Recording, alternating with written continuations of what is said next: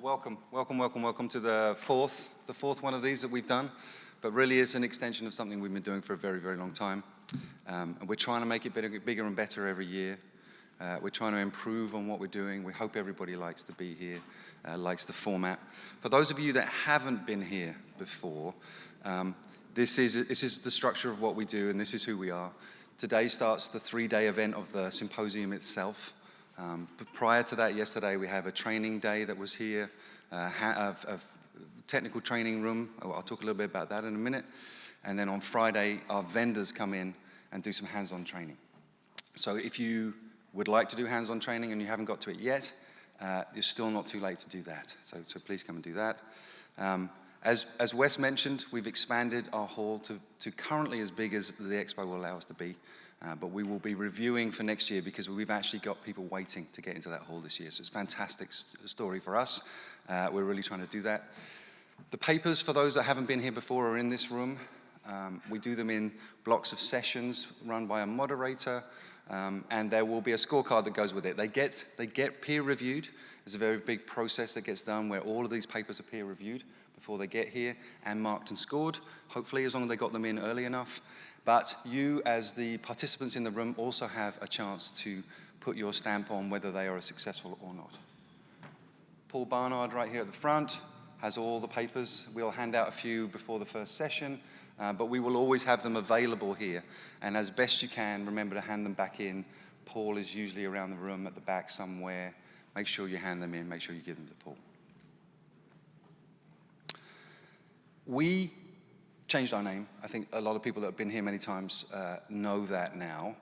We are the ATC conference, the Analyzer Technical Conference, Technology Conference, I think they are, right? Correct. Technology Conference. But we're part of a larger board, and I just want to make sure that everyone is clear about where that sits in for us. There is an overarching board of directors called ATCI. International is the end of that because we truly believe we are international. I have something on that a little bit later. And here is your board of directors. Almost all of them are in the room here today with you. And underneath that runs this symposium, but also a local chapter, the Houston chapter of ATC. And as we go down the line, we will certainly welcome more chapters. We are looking to make this thing the truly international thing that we believe it to be. So if anyone has any ideas on how they'd like to do that, I'm getting some pressure over here to do one in Canada. So we'll see about whether we want to do that. It is all volunteer run. We all put a lot of time into it. We all love doing what we do, and we all want to give back. We're all trying to be generous to this industry. So if anybody feels the need to do that, got the itch to do something like that, please come and talk to us. We'd certainly be very, very welcome to bring that forward and talk about how we could do that somewhere else. This is your group of volunteers that put this event on. And I just want to spend a little moment here and give them some kudos. There are tasks on this list by some of these folks that do a tremendous amount of work. There's a huge amount of work that goes in, particularly to the paper and the paper review team. They look at all the papers that you're about to see in the next 3 days. They review them, they give their comments, they send them back to the authors. And that's a lot of work. And we really, really appreciate the list of folks here that are there. Some of them are here today, some of them, not all of them are here today. But we really do appreciate that. As we do appreciate the people that write those papers in the first place. It's a lot of work. It's not just a presentation that you're going to see in a little bit. Obviously, there are a set of papers. Everybody is welcome to see and read those papers. But it is a commitment. And we really do appreciate all the people that put them forward. Again, we had a few more than we had room for, which is tremendous. We're always happy to see papers coming in. Outside of that, there are a couple of key people that I just want to highlight, other than my two esteemed colleagues here next to me. The Vendors Hall takes a lot of work. Shana does a huge amount of work there. The training takes a huge amount of work, and JC, my colleague at the back, does a lot of work there. But really, all of these people on this list have put a lot of time into this event, and I really want to thank them from the three of us up here. And from all of you, it's great. We are always welcome for volunteers. We have a lot, actually, waiting in the wings. We've adjusted the way we do things in the summer now. In the previous years, we often just took a break. This is a lot to do. We all disappear at the end of this event and take some time off. What we did last year is we will meet once a month through the summer and think about how we want to make this thing better. We get a lot of advice from people, and we would really like to improve it as we go along. So we have a little bit of a summer school where we think about some of the things we want to add and we want to change. That's a tremendous place for people to come and join us if they want to be volunteers. And we think about things that we want to adjust in the program. So let us know if you want to join the team. We're thinking about how we have contingency plans. None of us are getting any younger up here. Myself included, gents, right? So we're looking. Still got more pepper than salt. So we're looking for more people all the time. So please come forward should you want to do that. Okay, so this is what it truly looks like. This is where you are. You're in the ballroom this year, as we're going to continue to be forevermore now, which is fantastic. The training was yesterday. For those that have never seen it before, please take a look at it on our website, or come talk to the team, come talk to my colleague JC who runs it. We do 2 types of course on a Monday, a fundamentals track, which we've now expanded into 2 tracks. So that's 10 subjects split in 2, and a whole day event of understanding the fundamentals of our industry and what we do, and the associated analytical technology and applications and so on. On the other side of it, we have some advanced courses, and they fluctuate a little bit. But we've been very lucky to have some key people that have come back year after year and do advanced courses. That's 1 course, run the whole day, and you get really stuck into it. We got about, I'm going to say about 200 people yesterday, all told, I would think. It was 165. 165 folks yesterday came to do it, so it's fantastic. We get a very full room, and we love it. And anybody wants to get a part of that, please take a look at it on the website. Come back next year. Give us some advice on things you'd like to see us do. So that's fantastic. Tuesday, Wednesday, Thursday is this, which breaks out into the vendors hall downstairs. So all of our breaks will be down there. We encourage everybody when there's no paper in this room to go down there, mingle with all the vendors. The food and the drinks and the lunch will all be down there. We'll also have the evening drinks before the evening ends. I think those end at 6:30 now. Is that correct, I believe? We kept it till 7 last year, but a lot of people want to go to supper. So it's 5 to 6:30 is drinks time in the vendors hall downstairs. Breakfast up here, 7 to 8. There, as we've mentioned before, we're capacity in that hall, which is wonderful. And it's a truly international spread. I don't think there's too many analytical instrumentation companies missing, which is fantastic for us. We do have a spouses program. For anyone that has a spouse here that is interested in finding out some activities and some things to do while we're all up in here doing this, please let us know. Come talk to Wes, and he'll be able to fill you in on any of those details should you need it. We have a technical paper award. We mentioned that. Paul's going to help run that. Any questions on that, or want another paper, another mark sheet, come see Paul. He's usually around the room most of the time, so you can see that. And we have a very secret committee that does the product of the year. Our friend Dan on the committee has been looking after that for us, but the rest of his team is super secret. We changed it this year where you can apply online to do that. You can still do that now. It's not too late. I believe we've got another day before we close that out. So you can still do that, or you can come to the front desk and say you want to add yours in. We've got a good number of analytical technologies already on the list. That's fantastic. A lot of new technology out there today. So if you want to be part of that product of the year, let us know. We'll get you on the list, and the secret team will come down and take a look at your technology throughout the course of the week. On the end of the event, that will be Thursday afternoon, we will announce the paper winners, first, second, and third, and the product of the year. And then at that stage, we will honor those in our website so that you have the kudos throughout the year. And we'll take some pictures, do some LinkedIn stuff. Am I overrunning? Okay. Kudos to the folks that are doing a hand-on Friday. Some of these people have been coming back and forth every year to do this. It's a fair bit of work. They have to bring their equipment in. They have to find their technicians and beg them to come and help us. And they have to also recruit their folks. So any vendor in the hall that wants to have more people in that room, please keep recruiting. There are lots of end users here this week, if anybody wants to join any one of these companies to do this. But we thank these people for getting involved and getting their folks in. That's the Friday thing. Exhibition hall downstairs. Obviously, everybody knows it now. About 20 years ago, we changed that model and started to bring that in. It's proved to be very successful, finding that balance between this, which is where the origins of this thing started, and the vendors hall, to have that mix of the two places. We think we have that balance right. We're certainly very happy for what goes on in that hall, and the chance for everybody to mingle and meet and see each other again. This is the paper mark sheet that Paul has. These are the enormous prizes that the folks can win on our event, but truly it's about the kudos of winning or kudos of getting up there on that paper review. So please be generous to those folks when they're presenting. It's intimidating, standing up here in front of a big crowd of people in the dark.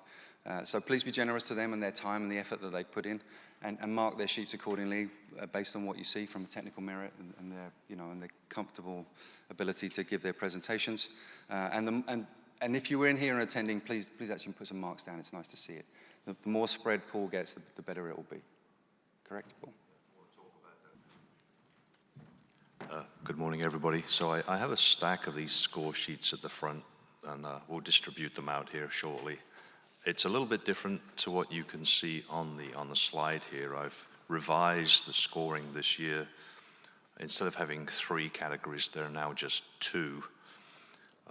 One is for the presentation of the material, and the second is for the content of the material. So it's a technical content and how well was it presented.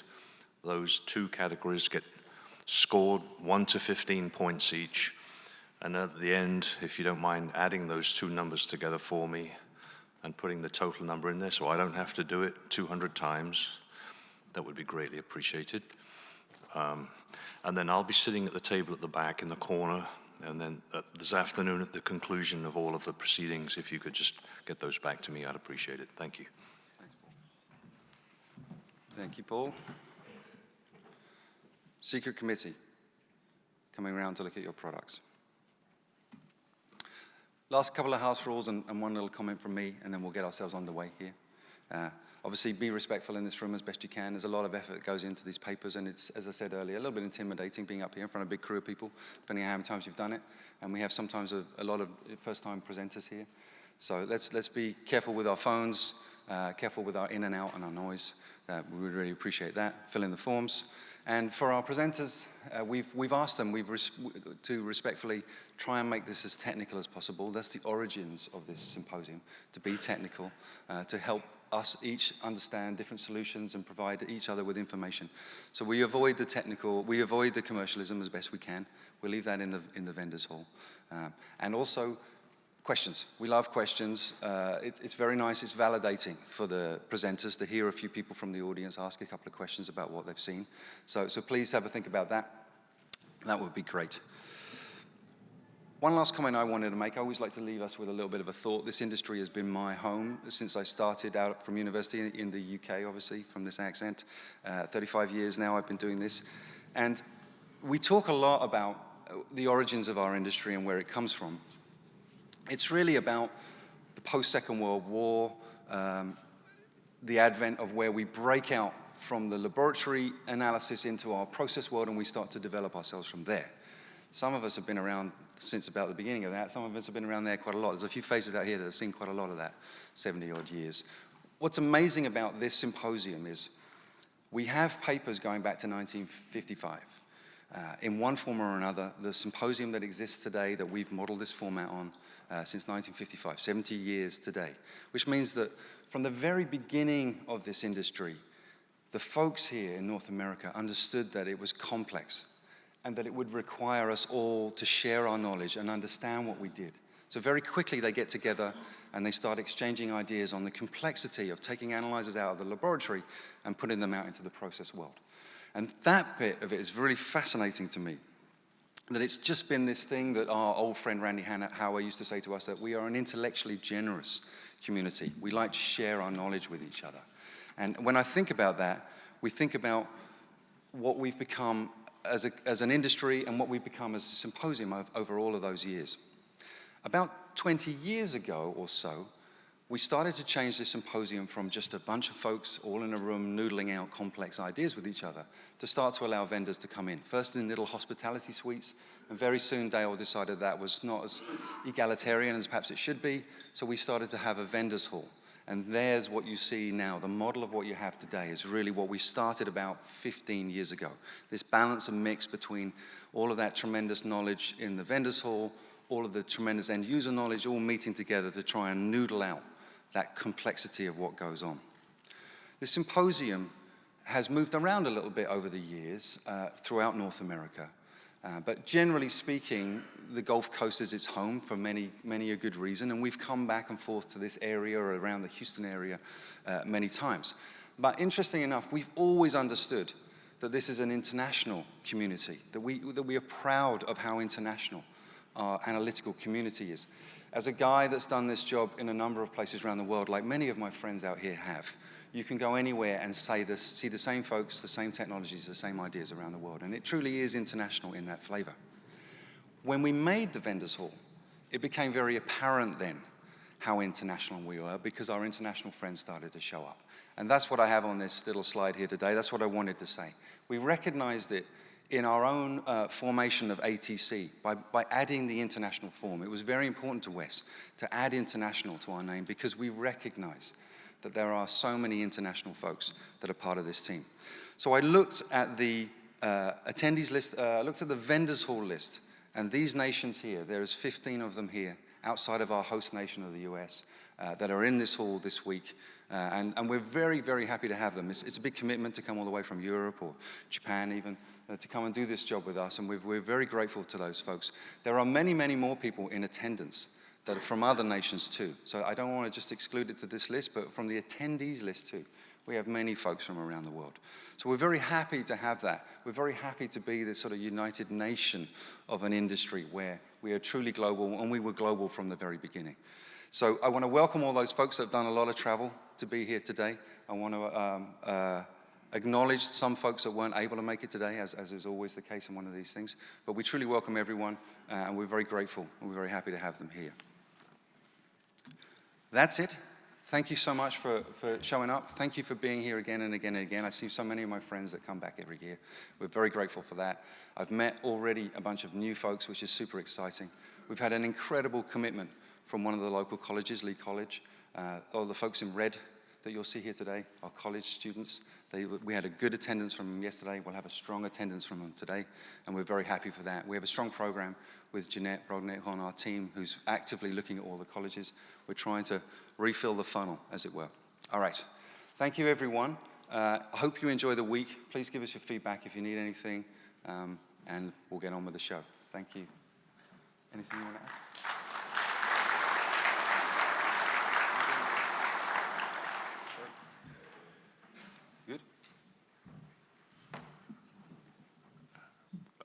Did you notice to turn off your cell phones? You noticed, I did up here. So please turn your cell phones off. You can turn them back on when you get out there. Thank you.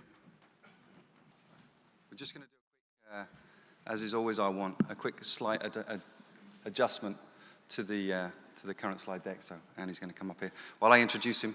This is our first speaker of the day. It's always slightly intimidating to be the first one, although it's also wonderful because you get the whole room totally full for yourself. So our first presenter today is Andy Weling from the Panametrics company. He's the senior principal engineer, or a senior principal engineer. Would you want to make your changes? He's a PhD in applied physics from the Columbia University. He currently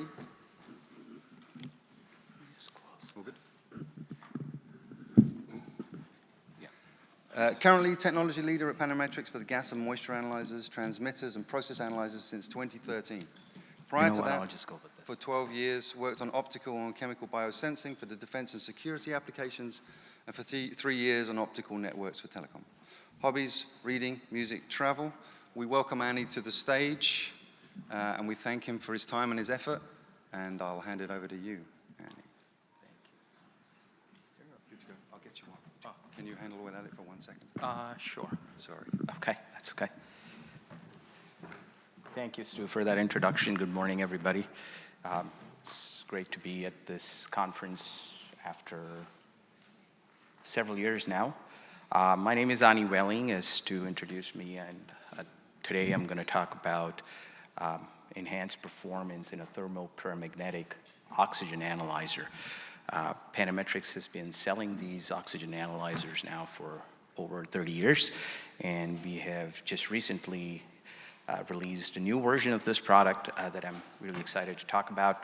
Start off by acknowledging my coworkers on this paper, Yufeng and Alex Troinovsky, as well as the technology team in Shannon, who is responsible for both developing the new product and collecting some of the results that I'll present here, Shady, Michael, and John. So, waiting for my pointer here, but I guess I'll just continue for now. This is an outline of my talk. I'm going to start with an introduction to the XMO2 Pro, which is the latest and greatest version of the XMO2 Thermo-paramagnetic oxygen analyzer.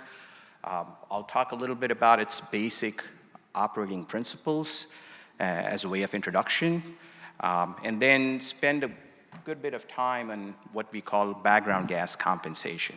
So although this analyzer is designed to measure oxygen, it does so in a unique way so that it can use a couple of independent measurements to compensate for changes in the background gas. And we're going to be taking advantage of those two independent measurements to be able to actually characterize the background gas. So in addition to measuring the oxygen in the sample, we're also going to be able to tell you how much of, if there's a binary background gas such as nitrogen and CO2, we can tell from that one single measurement how much nitrogen and CO2 there is. And that's really sort of the innovation here. So measurement of binary background gases, I'll show you how that works, what extra calibration that requires, and what our results are. And then I'll also talk about the importance of being able to characterize the background gas in terms of predicting what we call fast response. This is a thermal paramagnetic sensor, so it is slower than some of the other transduction mechanisms such as optical, but there are ways in which you can algorithmically enhance the response, the speed of response. And so what I'll show you is why it's important to know what the background gas is when you're calculating fast response. And then I'll conclude. Just by way of introduction, what you have there is a picture of the current new version of the XMO2 Pro.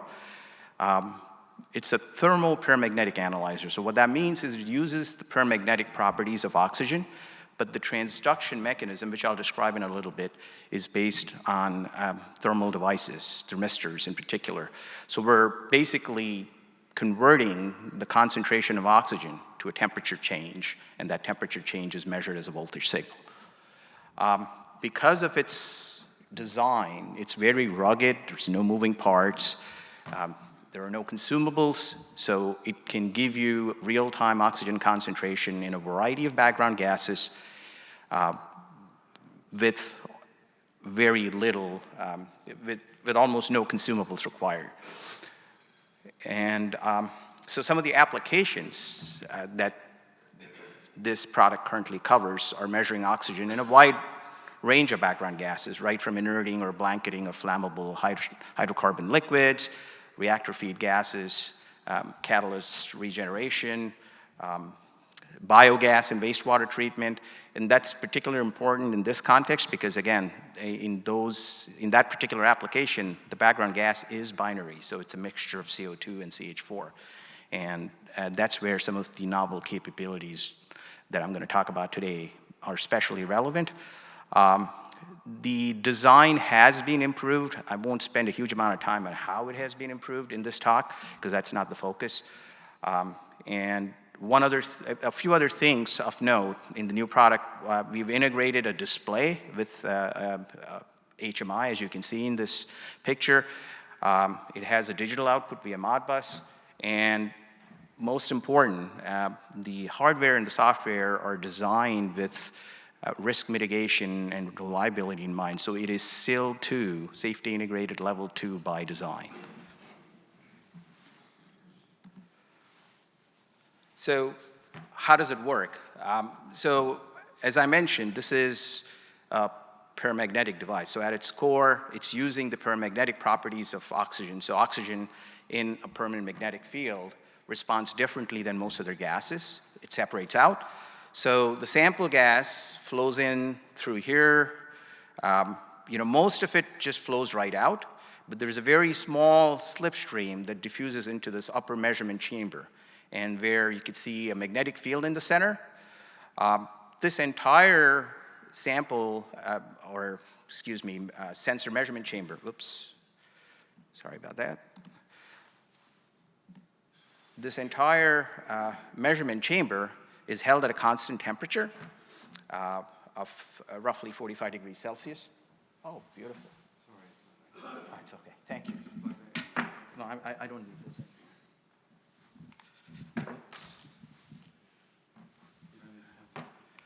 I will need the pointer, so.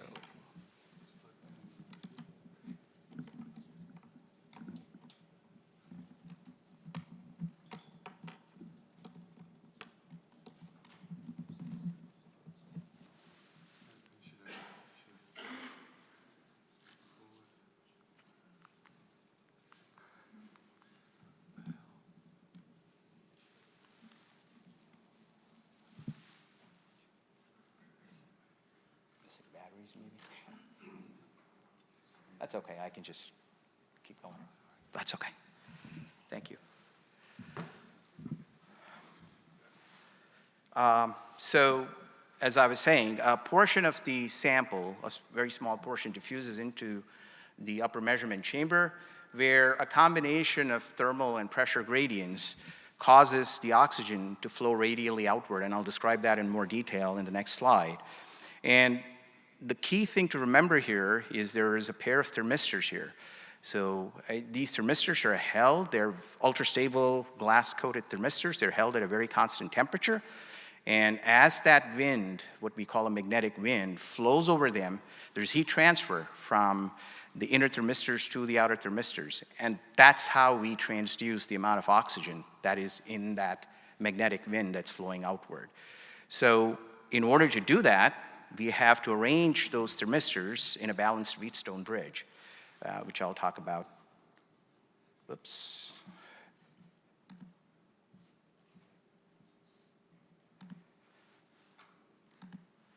Okay, so as I said, at the core of this, what you have here, so that's a top view of what I just showed you before. So you could see the two pairs of thermistors there, the magnetic field in the center. And what happens because of the magnetic field, there is concentration of oxygen in the middle. And where the thermistors are, because they're heated, the temperature is high, the pressure is low, so there's a thermal gradient and a pressure gradient. So that's causing the oxygen that's getting concentrated in the center to flow outward. And as it flows outward, which is what we call the magnetic wind, it's transferring heat from these wind-generating thermistors, the black ones, to the wind-receiving thermistors. They're getting warmed up. So the central thermistors are getting cooled as the oxygen is traveling over them and transferring heat to the outer thermistors. And that's how we measure the concentration of oxygen, because that heat transfer causes a change in temperature, which causes a change in the resistance. These are ATC thermistors. Now, because they're negative temperature coefficient thermistors, you want them to operate, they have an exponential, RT curve, as you probably know. You want them to operate at a point where the slope is the highest, where you have as high a DRDT to get the highest sensitivity. And that turns out to be somewhere in the 160 to 200 degrees Celsius range. And as I'll show in the next slide, the way you measure the delta R caused by the oxygen is by measuring an imbalance in a Wheatstone bridge. What I'm showing on the right is actually a very compact version. The original cell was about 2.5 times taller, and what you can see on the top are rare earth magnets, which are new in the new design, which gives us about 3 times higher sensitivity because of the higher magnetic strength. So this is now the essence of how background compensation works. So as I mentioned, what we're measuring primarily in this device is the concentration of oxygen in any background gas. It could be nitrogen, methane, CO2, what have you. And the way we're measuring it is those thermistors are a part of this Wheatstone bridge. So there are the wind-generating thermistors and the wind-receiving thermistors. And these are getting warmer and these are getting cooler. And so as the oxygen travels outward, If there's no oxygen in the sample, then you're not going to see a signal. It turns out that nitrogen, which is what most of these analyzers are calibrated in, is slightly diamagnetic. So you do see a negative signal at 0 oxygen, but that's because of the fact that nitrogen is diamagnetic. But in any case, that's very repeatable. And so once, the idea is at 0 oxygen, you want to balance this bridge, and so you have the highest sensitivity when there's any oxygen in the sample gas. Now, the unique design we have in the readout circuit is this is a bridge within a bridge topology. As you can see, this measurement bridge, where you're generating VO2 that is proportional to the concentration of oxygen, is a part of an outer bridge, this rectangular bridge. And what its function is to maintain the temperature of this measurement bridge. So it's continuously looking at the imbalance in the bridge because of changes in the temperature, the operating temperature of this bridge, and correcting for that using this amplifier and this transistor. And so what ends up happening is you could actually measure the drive voltage to this outer bridge that's holding the temperature of this inner bridge constant. Now, why is the bridge temperature changing? Because this is a constant temperature enclosure, as I mentioned in my first slide. So the only mechanism for these thermistors to lose heat is the thermal conductivity of the gas they're in. So if you change the background gas, its thermal conductivity is going to change, and that's going to cause the temperature of the entire bridge to change. So in effect, this compensation voltage that is driving this outer bridge, that's maintaining this inner bridge at a constant temperature, is measuring the thermal conductivity of the background gas. And that's the principle of what we're trying to do here. We're trying to compensate for changes in the background gas by measuring its thermal conductivity and correcting for it. So we now have, instead of one measurement, which is the VO2, we now have 2 independent measurements. We have a VO2 that's proportional to the amount of oxygen in the sample, and we have a V compensation, or a V comp, or a background millivolt, as we call it sometimes, that's proportional to the thermal conductivity or thermal properties of the background gas. And so that's what we're going to use in the scheme I'm about to describe to be able to tell more about the background gas. So at its core, this is still an oxygen analyzer measuring oxygen concentration. But because it has 2 independent outputs, it can also be used to tell you a little bit more about what background gas it's operating in. And there are other compensations we can do. We can also compensate for other process variables such as pressure, but I'm not going to get into that. But there is an onboard pressure sensor that corrects for, as I said before, the upper measurement chamber where oxygen is diffusing across a magnetic field is very strongly sensitive to pressure, so we do have to have pressure compensation. That's also built into this device. So before I get into the calibration scheme, whoops. I was wondering, how was that? Thank you. Sorry about that. That's okay.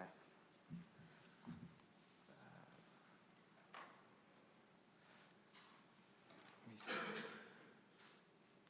Oops. And Back, forward. the laser, can anybody see the laser? It's little come down a little bit. No, I had it up green, okay. You guys see it? Oh, it won't show up on the screen. Yeah, it won't show up on the screen. That's okay. I'll keep going. I can keep using my mouse as a pointer. Thanks, dude. So before I get into the special calibration, one of the things I do just want to show you some of the performance specifications of this analyzer. One of the things that the analyzer is shown right here, and this is an extractive sampling-based system. So there is a sample conditioning system that goes upstream of the analyzer, and that's what's shown here. Now, as many of you know, in process analyzers, sample conditioning is of paramount importance, not just to keep out the contamination, but you could do service on your process without interrupting the measurement if you have, if you're doing, ex situ measurement like this. Some of the specs here that I might allude to later on are the response time. As I mentioned, we algorithmically enhance the response, so we can go from 70 seconds as fast as 15 seconds. We can measure over many, many ranges of oxygen. The higher ranges of oxygen do require pressure compensation. Again, this is an explosion-proof certified device. There's also a weatherproof version available. The vetted parts are either stainless steel or Hastelloy for some special corrosive applications. Oops. This is a little touchy here.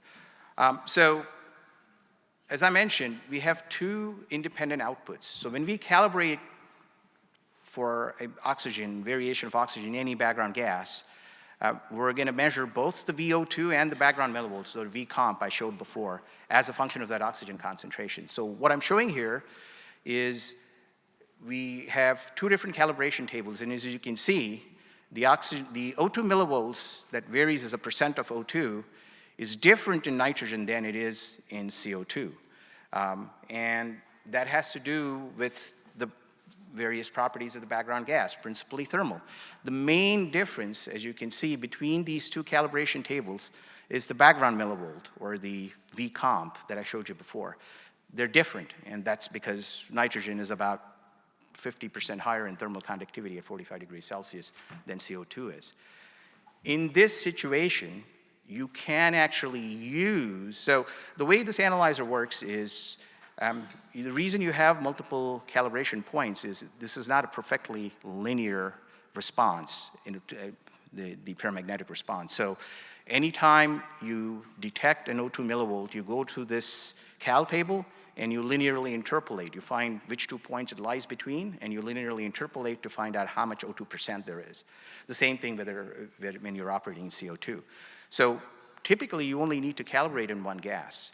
But the advantage of calibrating in a second gas is if you now have a mix of those two gases in the background, you can use that linear interpolation scheme as well as the contrast in the background millivolts to actually calculate how much of N2 and CO2 you have in the background.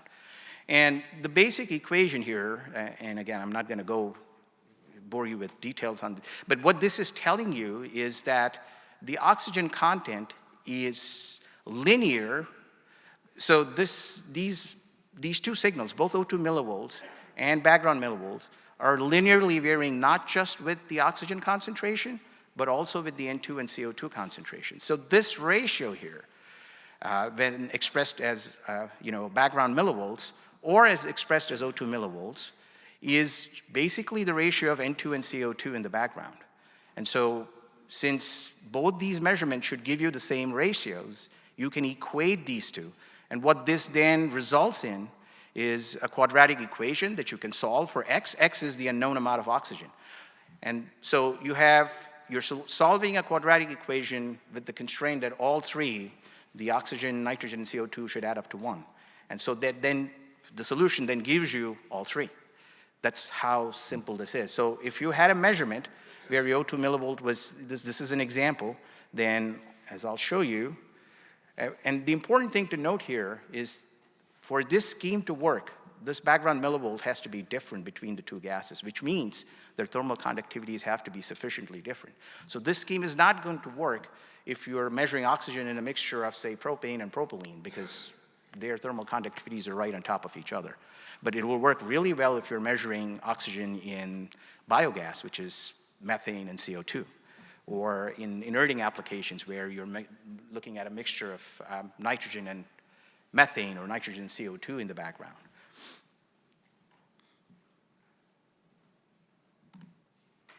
So this is showing that same concept graphically. It's perhaps easier to understand, at least for me it is, as compared to equations. So as you can see, there are two calibration curves here, again shown in this limited range of 0 to 5%, the same table that I showed you before. Whoops. This is super sensitive. So the two curves are showing you that the oxygen, both the O2 millivolt and background millivolt vary differently in the two background gases.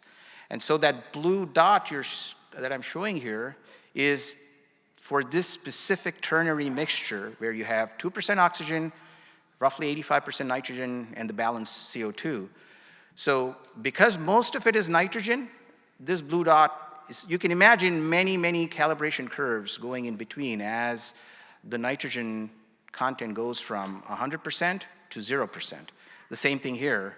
So what you're basically finding out is on which of those calibration curves your point lies. And once you find that out, then you know the concentration of all three gases. And what I'm showing here is the reference concentration is obtained from a certified mix, so that's done gravimetrically. And so the error of this method of calibration and extracting the X by solving that quadratic equation that I just showed you is actually pretty low. So you could get pretty accurate estimates of not just the oxygen concentration, which is the prime measurement, but also nitrogen and CO2. So this is a more detailed result of the same scheme.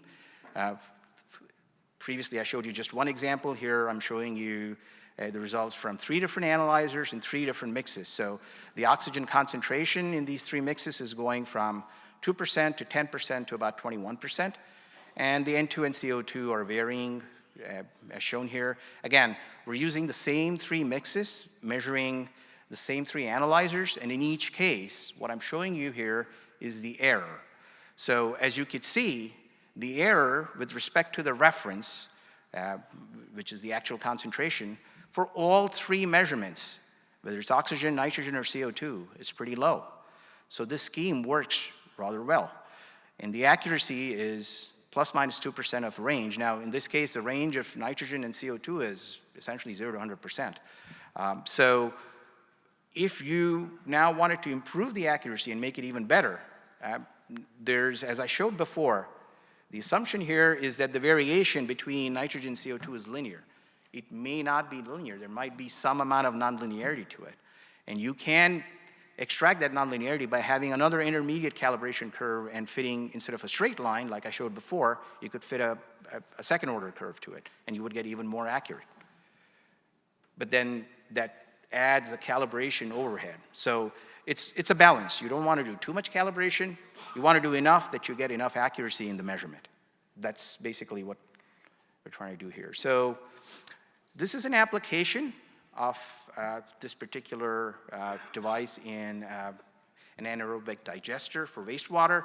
Landfill gas is a similar application. Not sure why this is showing as blank, but whoops. That blank there was supposed to be the XMO2 for some reason, strange reason, it's blanked out on the slide, but that analyzer is measuring the oxygen content on top of a wastewater digester where it's critical to keep the oxygen concentration low enough for optimizing the process. The same thing with landfill gas. Again, you have a mixture of CH4 and CO2. So this analyzer can be used to measure not just the O2 to make sure it's below the LEL, but also the amount of CH4 and CO2 in the landfill gas. So the last thing I'm going to talk about is the improvement in the time response.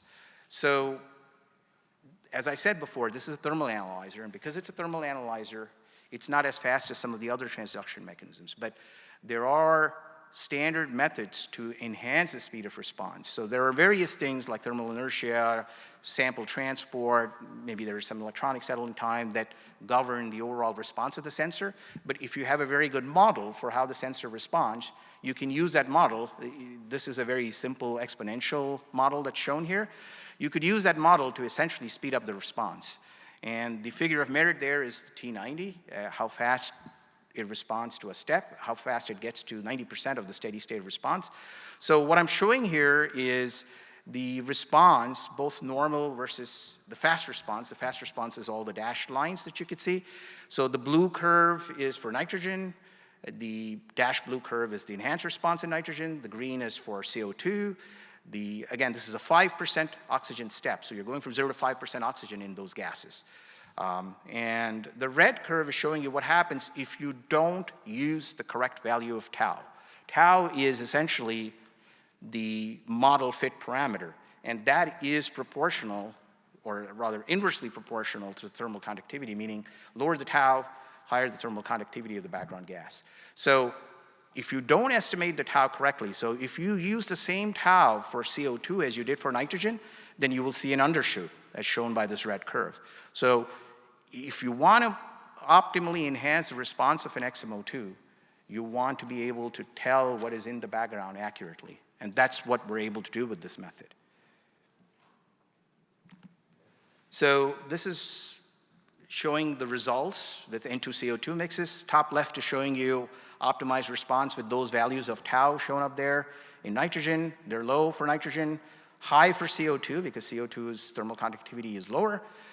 If you use the same thermal conductivity, and in each case, the mustard response is the enhanced response, the blue is the actual response. And if you use the same time constants as you use for nitrogen in CO2, you get undershoot. You don't get as good a response. And bottom right here is showing you the power of this method, which is if you can tell, in this case, this is 50% nitrogen CO2, if you could tell how much nitrogen CO2 you have in the background, then you can actually calculate the tau and then enhance the response optimally in the mix of N2 and CO2.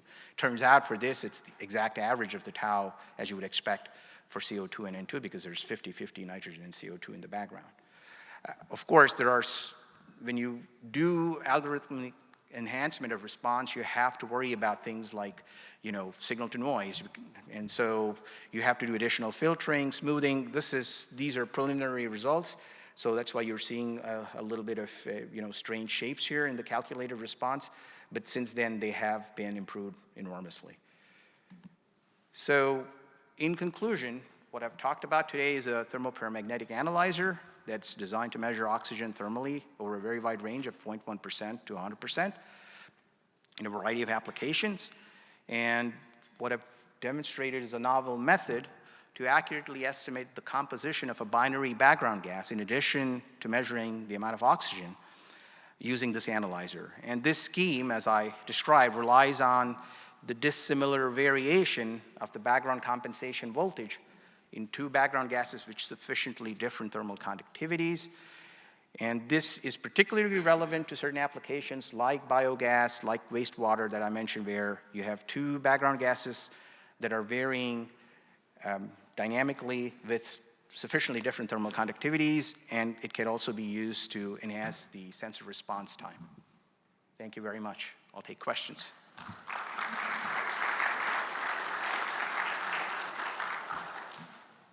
Anybody have any questions for Annie? We've got a mic for anyone that can't shout. Yes, sir.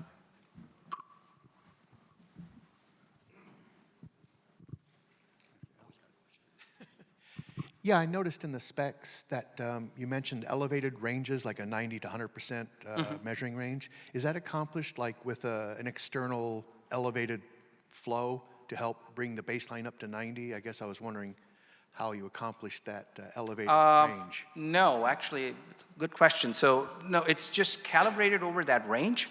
What we change there is the strength of the magnetic field, because what works really well at the low range saturates very quickly at the high range. So we can optimize the strength of the magnetic field. So that's what's different, and the calibration. No. Yeah. I have a question in regards to the ruggedness of the sensor. If your process stream, say the sour stream, or has sulfide ions or chloride ions, how resilient is the sensor to streams with those components in it? It's a good question. So again, we do have some applications in corrosives. As I mentioned, the wetted parts can be made out of hastelloy. I believe they're particularly resistant to chloride and sulfide cracking type of applications. But again, I'm not the materials expert on this. I can refer you to some applications engineers if you're more interested in what would specifically meet. There are variants of this particular analyzer for high corrosive applications. Thank you. Nice presentation. I have a quick question. When you presented the response time, why T90 is so high? The measurement time for reaching the 90% concentration is above 50 seconds. That includes the actual physical, sample transport. Everything is included, right? So where I'm switching the gas is several meters away from where the gas is being measured. So the normal response time, if I didn't do anything, would be 60 to 90 seconds. But because I can enhance the response time, I can claim a response of as fast as 15 seconds. So do you mean that this is just the only initial response time for T90 is higher, but the consecutive ones are faster? No. So the normal response time, uncorrected, would be 60 to 90 seconds. But if I correct it using algorithms that are available online, like you can turn on fast response in this analyzer, then the response will be 15 seconds for that same step. Thank you. Appreciate it. Can we take one more? Martin back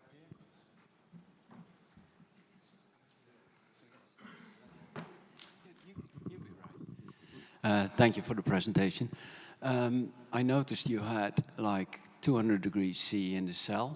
So on the hazardous area classification, what T rating do you have?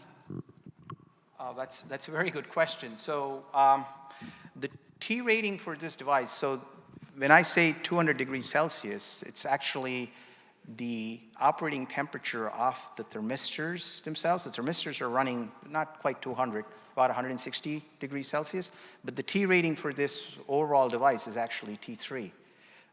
So we are able to, I think T3, if I'm not mistaken, gets up to 150 degrees Celsius. I don't remember off the top of my head, but that's the T rating of the overall analyzer. Anyone else? Good. Annie, thank you so much. Thank you. Really appreciate it. Thank you.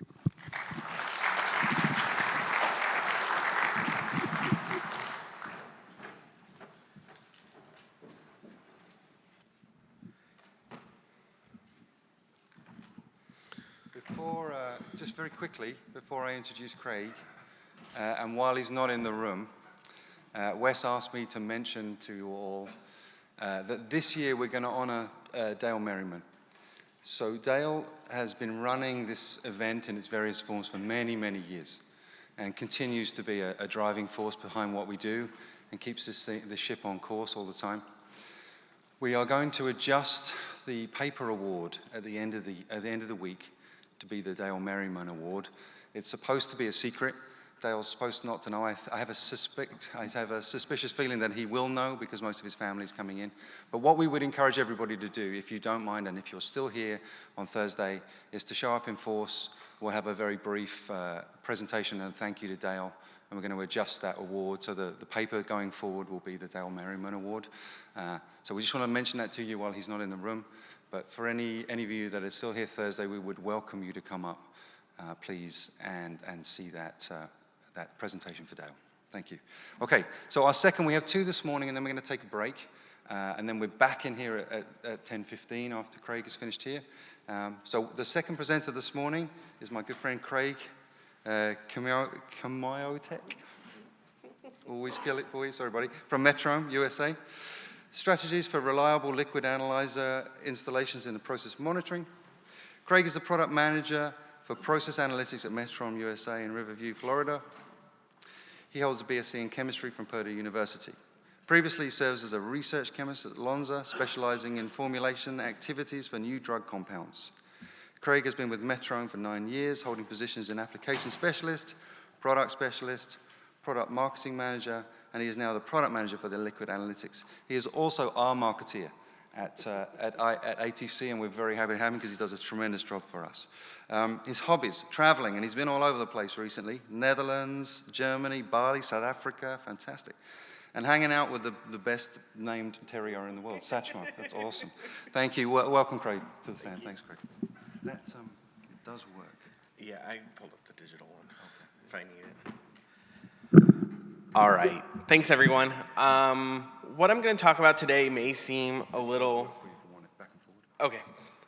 May be a little, You may roll your eyes at it because it seems common sense, and we're all analyzer people, and so we all should, have a good understanding of how to install. But I feel we talk about all these analyzers, we talk about new analyzers that come to market, but the installation of them and the best practices for that, we haven't hit on in a long time. So I wanted to take an opportunity to just hit on this, because as analyzers are becoming more sophisticated, especially the liquid analyzers where you're pulling a sample out of the stream, the installation becomes so important, because if that is done wrong, you could have the best analyzer in the world, but you'll never get good results out of it. So today, especially since we have a lot of students in attendance today, I thought this would be a good topic to kind of review and talk about. So normally, I talk to a lot of engineering companies, and I get the same request every time, is how do we improve our P&IDs for these analyzers? And I ask to see their P&IDs, and this is typically what I see is some process and then just an analyzer tag. So the analyzer's reduced to just a single point in the P&ID. And that goes for the whole process. They think the analyzer is just a single point. And it's not. There's a lot more to it, and a lot more that has to go into it when you're installing these types of analyzers to make sure they're successful. So I want to talk about how to expand this and what really needs to be thought about. In order to do this, I've come up with this acronym TRACE for the 5 key points to really look at when doing installation. So you have temperature and utility, representative sample. I'm probably going to spend the most time here, because this is by far the one most important thing when you're doing a new installation. Accessibility, control integration, and environmental and safety compliance. The reason why I went with TRACE, this is all when you're doing high concentration stuff, you can get away with some of this not being thought of. When you're getting really, really low into the detection limits, this becomes so much more important. And when I was looking at all these things to be done, if you were here last year and heard my talk, I was talking about using online IC to be able to measure anions and cations in ultra-pure water. Using this methodology and working with our customer, we now have that down to single-digit PPT analysis. So when you're getting down to this low, this really works, because it helps to make sure you check off all those points and really know, hey, I've got an analyzer that's gonna work. So getting into temperature and utilities first. This one, pretty straightforward. I'm not gonna spend a lot of time here. We all know this, but there's lots of different things to think about when you're thinking about just the sample parameters at the beginning. For liquid process analyzers, and I'm gonna say this over and over, samples are a no-no when it comes to this, so ensuring you don't get any solids in the analyzer, and then having a stable sample. The one topic I really wanna talk about that often gets overlooked a lot is making sure that when we install these types of analyzers, especially anything that's gonna be measuring pH, that the analyzer has its own isolated ground. I've gone into so many sites where the analyzer readings are erratic all over the place, and then I know, they'll have erratic readings, then it'll be stable, then erratic readings, and I go there and I watch it for about 15 minutes, and I can tell that it's because this pump, every time it kicks on, the electricity from the pump is causing an error with the analyzer because they're grounded on the similar ground, and then that starts being picked up, and your millivolt signal from your electrode just goes haywire. That's one that I see over and over again. And then also just getting pure water to the analyzer. That's another key point. But like I said, I really want to get to the representative sampling, because if you don't know, this is commonly stated, and the number typically goes a lot higher than this when people talk about it, but 75% of all analyzer problems are related to sampling.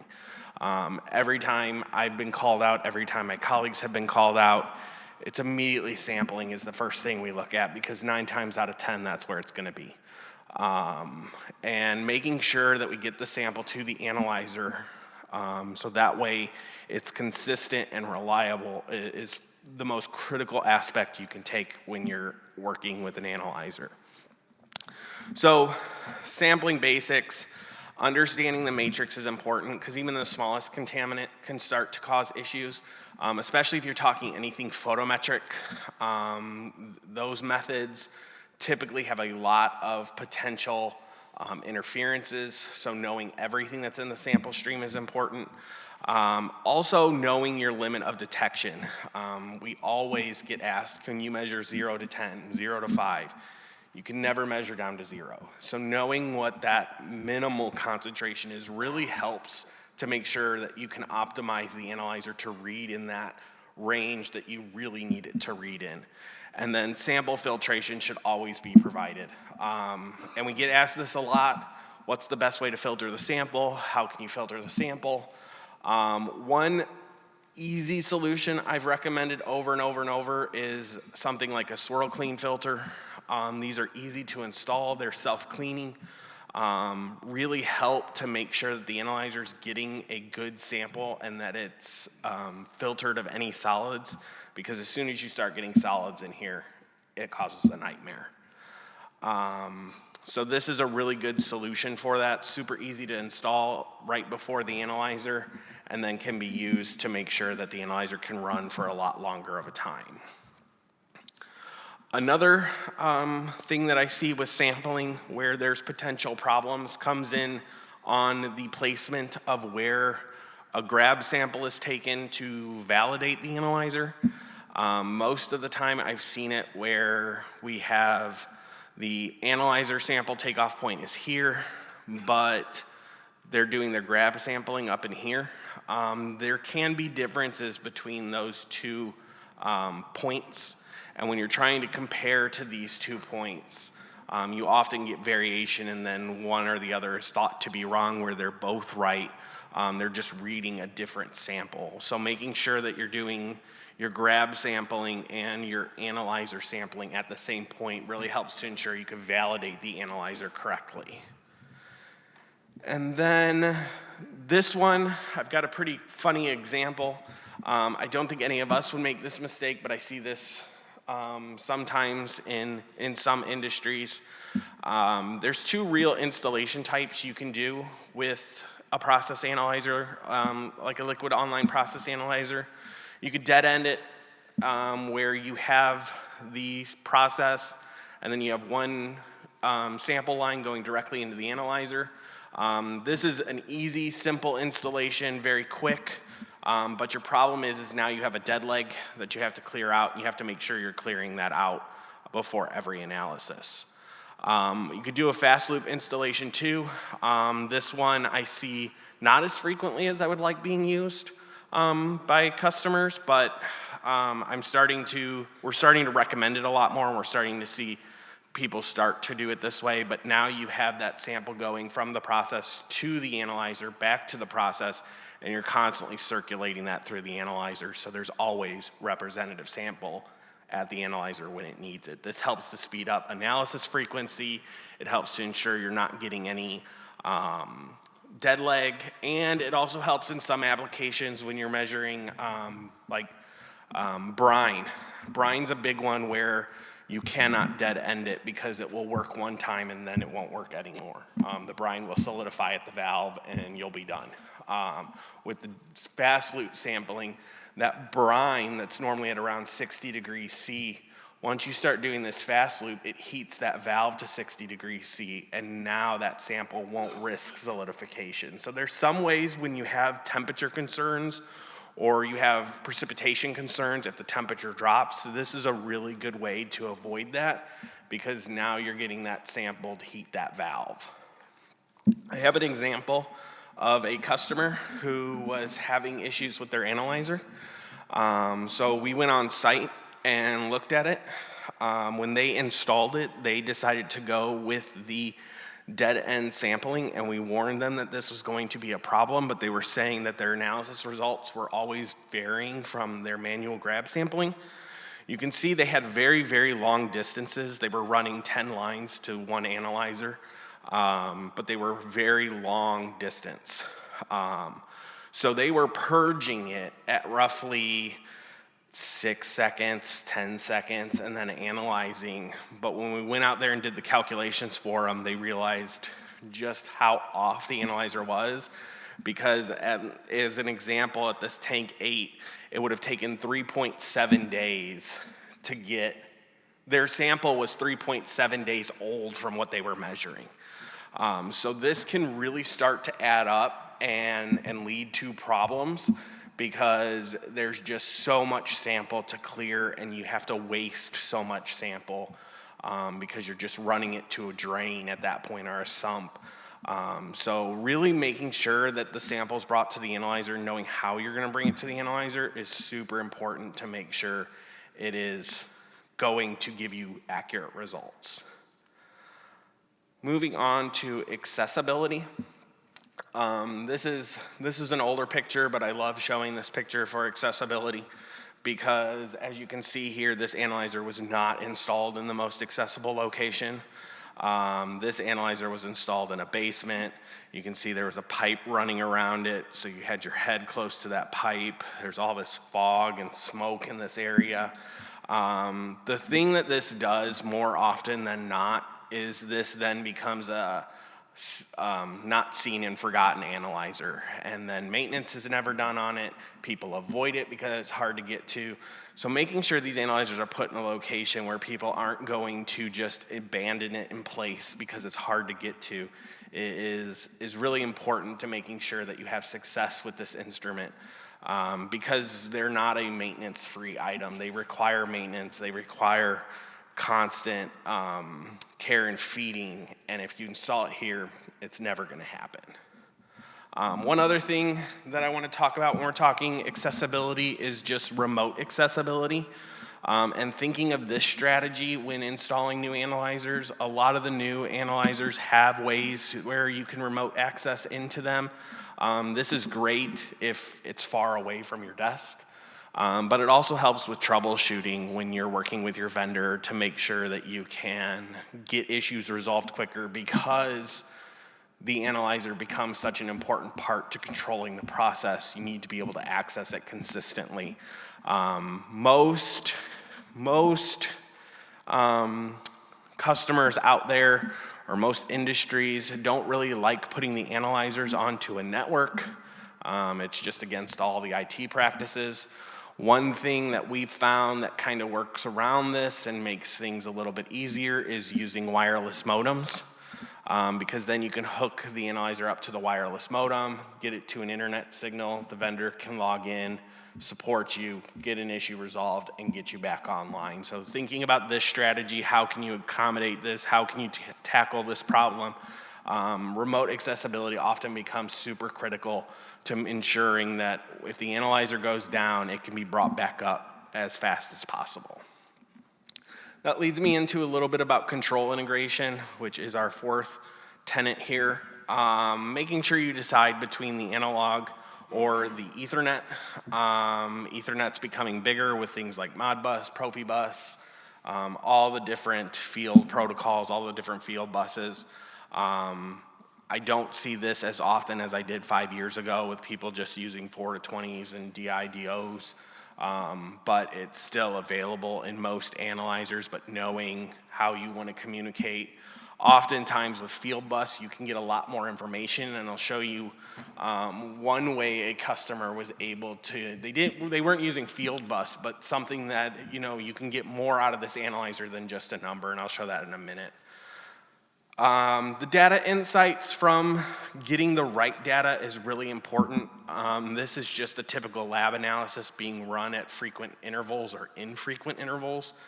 But then when you get that process analyzer online, you start to see a lot more of what's going on in the process and can view it more often. And this is great. This is what 75% of customers want, just a number. Output, be able to trend my process, be able to optimize it, and I'm good to go. But there is potential to get more than just a number from the analyzer. Things like monitoring the second derivative of your titration curve.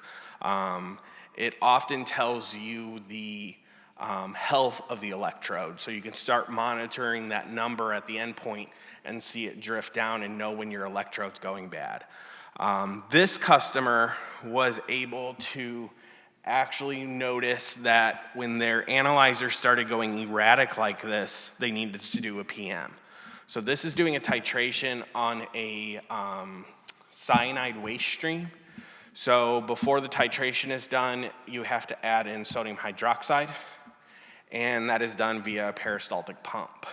As the peristaltic pumps age, that tubing starts to stretch, and now you're getting variations in the dosing. And that's what's happening here, is they're actually seeing that because the dosing is no longer consistent, because that tubing has aged so much, now they're starting to get erratic responses because they're getting different values of that NaOH in each time. It's not enough of a jump to say like, oh, this analyzer's out of spec completely, but they start to see this erratic nature of the results come across.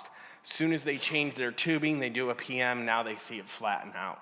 So now they're using their data and are able to say, okay, someone go out there and do a PM on this system because we're starting to see erratic results. So it's an interesting way to use the data that you're getting to then see, can I watch analyzer life and know, hey, it's time to do something, or hey, I have to call the vendor because now there's a problem. The last one is environmental and safety compliance. This one, you really want to make sure electrical area classification, we talk about that a lot here.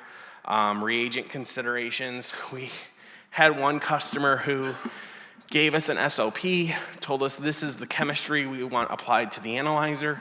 We applied that to the analyzer, we got it on site, got them the reagents, and they looked at it and said, well, we can't have this reagent on site.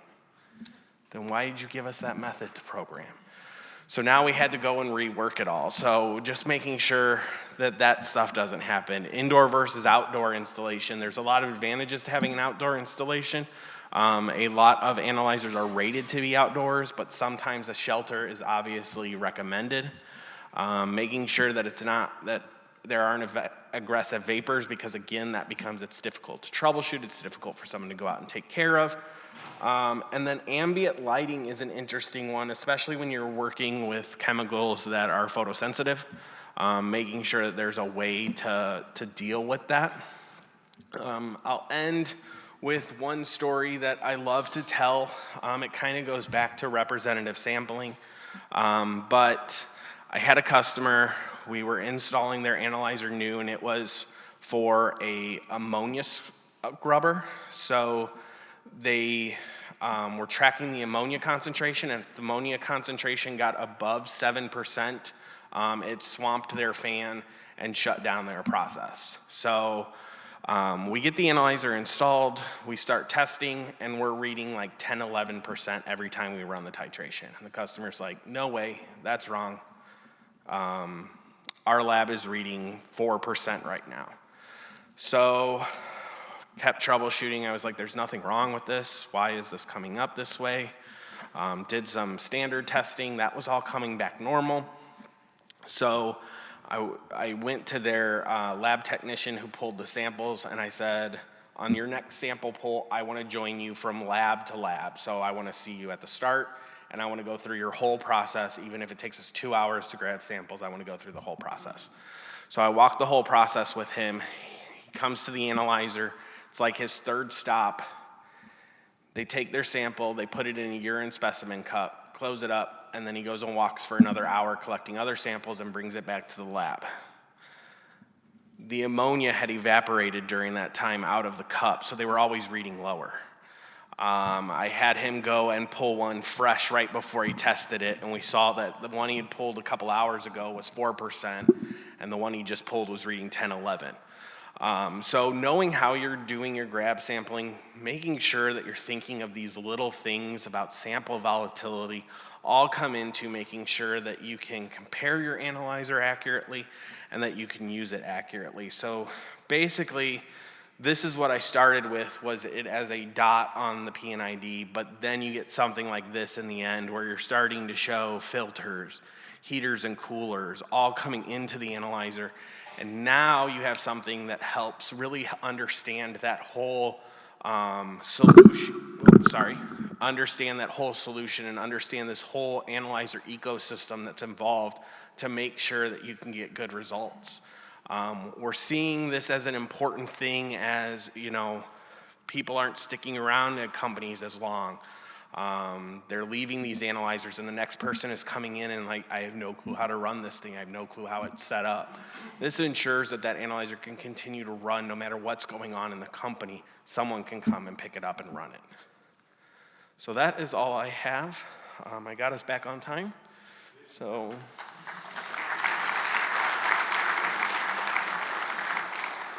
Any questions?